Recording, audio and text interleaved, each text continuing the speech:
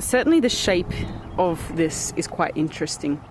G'day, I'm Kim, an Aussie artist using curiosity and a sketchbook to learn about the amazing natural world around me. In this series, I'm embarking on a personal project to nature journal the state and territory emblems of Australia. Subscribe to follow my adventures as I search for the floral, fauna, and marine emblems and capture them in the pages of my sketchbook. In episode 2, we're looking at another floral emblem, this time on the other side of the country in Western Australia, at the stunning red and green kangaroo paw. Luckily for me, they grow very locally. So this is not far from my parents' house in some bushland reserve. This is Badgerup Lake. It's a swamp about 20 kilometres north of Perth that has seen successful rehabilitation efforts in the last decade, so it's now possible to wander around and enjoy the beautiful surrounding bush. Towards the end of August, the kangaroo paws start flowering, and it's a delight to spot them so close to home. This is probably the easiest emblem for me to find and nature journal. They prefer heath or sandy soils and grow naturally only in the southwest of Western Australia.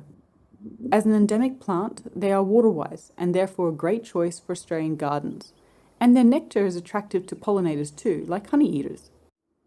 Kangaroo paws are in the bloodwort family, and that explains their coloration.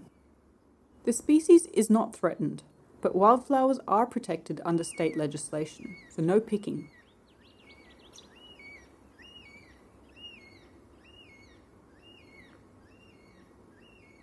The red and green kangaroo paw is also known as Mangle's kangaroo paw, or Kurralbrang to the Noongar people.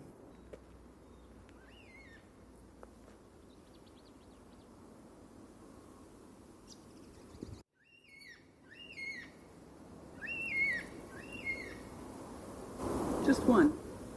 Usually they're like in a group of 30 or 40. Alright, so these are kangaroo paws, red and green kangaroo paws. They do come in a variety of different colours.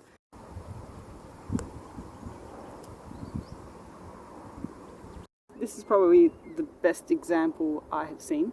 It's got heaps and heaps of the flowers. And this one in particular is extra special because it's got two heads.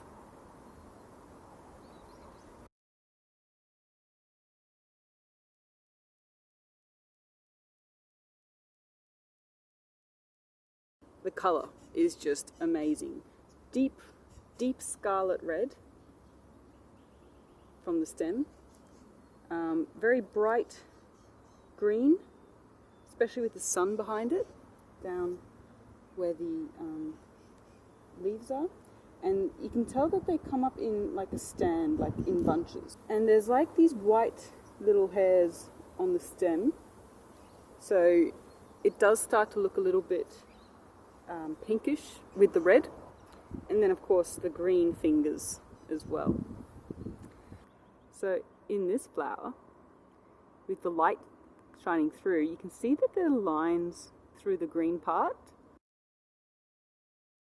This one, I think you can see that the older flowers have already bloomed. These are looking a bit more brown rather than green. And then as you go towards the tip of the flower, you've got the flowers that are currently in blossom, and then these are the new ones that have yet to open up. And for whatever reason, this one's got a bit of sand on it too.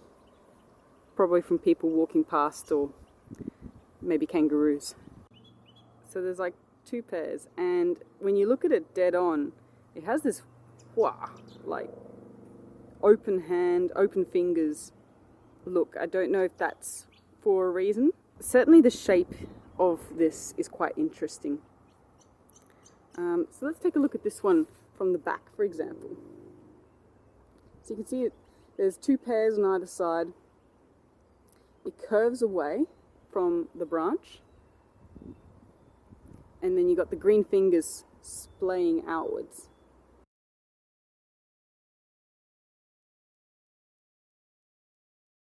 The pattern on these are kind of cool too. So you can see that it branches out left to right like a plait. But then at the tip, something interesting happens. You still have them separating out left to right, but they start to change direction, go down and backwards, and then these ones in the middle go forwards and up, and then these ones back here go backwards again. And I think that's what gives it its characteristic kangaroo paw shape. This change in direction from the lower flowers to the tip flowers. Just counting, there's 6 on this one, 6 on the second one, 6 here as well. But I don't know, they seem to all have 6. They've got these very fine hairs and they look furry and they are quite soft, fuzzy. Feels like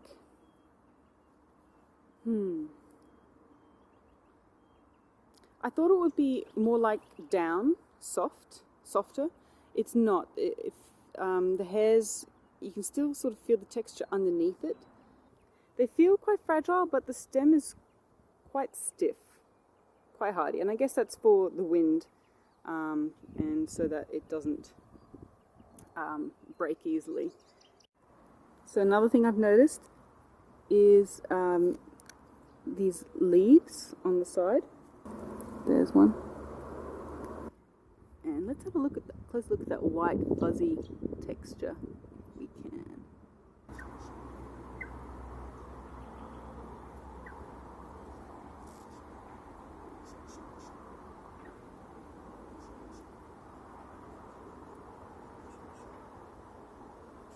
These might be some more kangaroo paws that haven't actually shooted yet. Just the shape of the leaves. It's like a fan, but it's very narrow. Kangaroo paws grow from an underground rhizome. So front on, it has that same pattern as on the flower. And then when you go sideways, it's just very, very narrow. Alright, so here's like the big one. It looks like there might be some more growing not far away, but there's also some baby ones coming through too.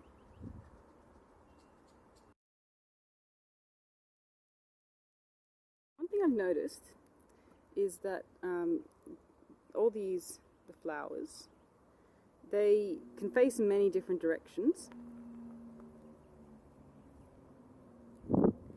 But they always face back towards the stem.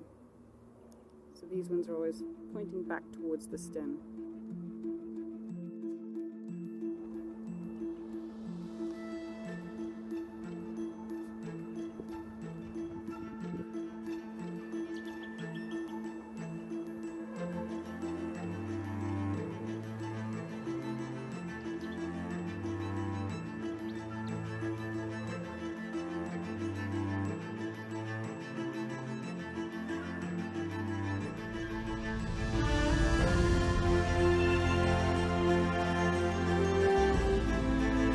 Are you up for a challenge? Can you do 3 blind contour drawings of the kangaroo paw in 3 minutes? For photo references, check my website in the link below.